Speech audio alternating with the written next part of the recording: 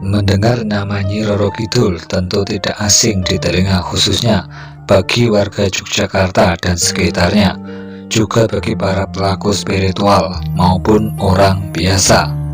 Ya, Nyi Roro Kidul adalah ratu gaib berparas cantik yang konon memiliki kesaktian luar biasa dan menguasai pantai selatan Pulau Jawa.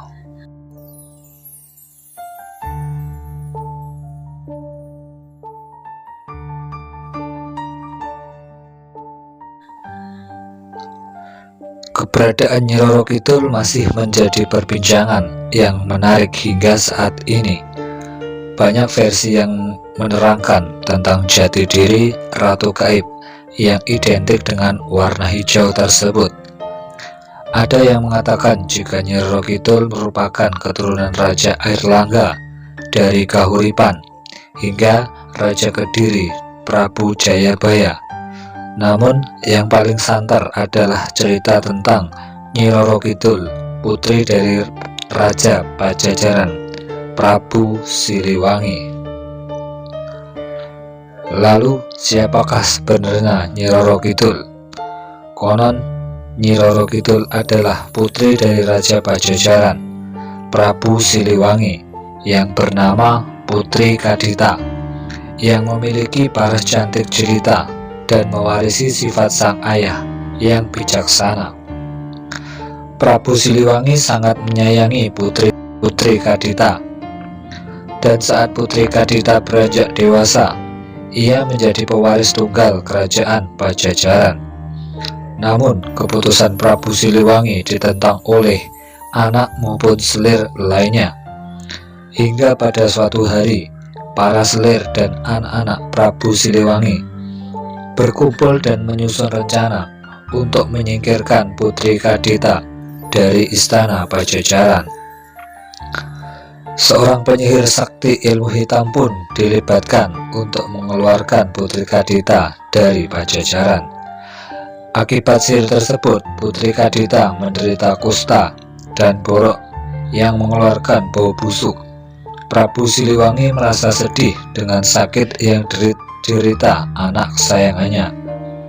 Tabib istana dilibatkan, namun tak ada satupun yang berhasil menyembuhkan sihir jahat tersebut.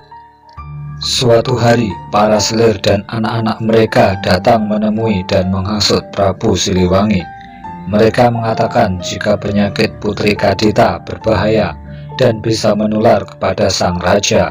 Siasat jahat ini menyarankan agar Prabu Siliwangi menggusur Putri Kadita dari Pakuan Pajajaran.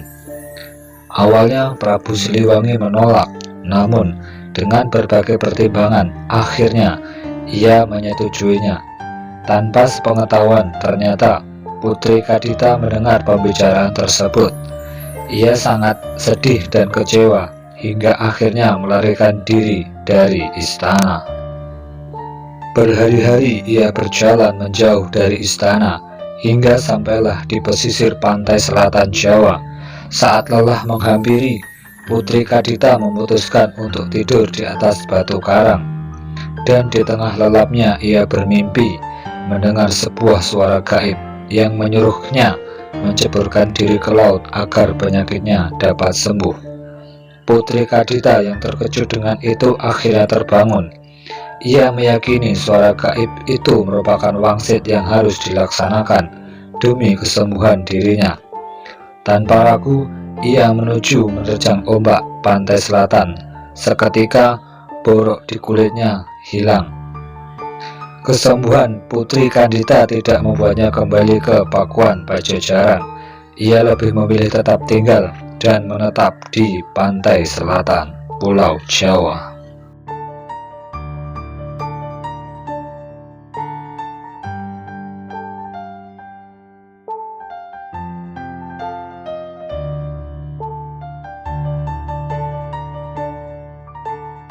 Kecantikan Putri Kadita terdengar hingga ke kerajaan-kerajaan di Jawa saat itu.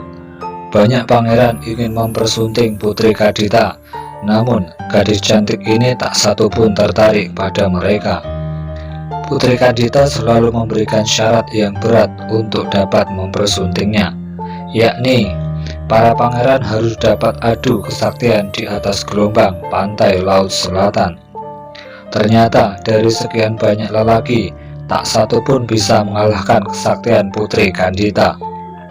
Saking saktinya, bahkan Nyi Roro Kidul memiliki istana gaib yang berada di dasar pantai selatan. Sejak saat itulah Putri Kandita dikenal sebagai penguasa Laut Selatan Jawa, yang kemudian bergelar Nyi Roro Kidul.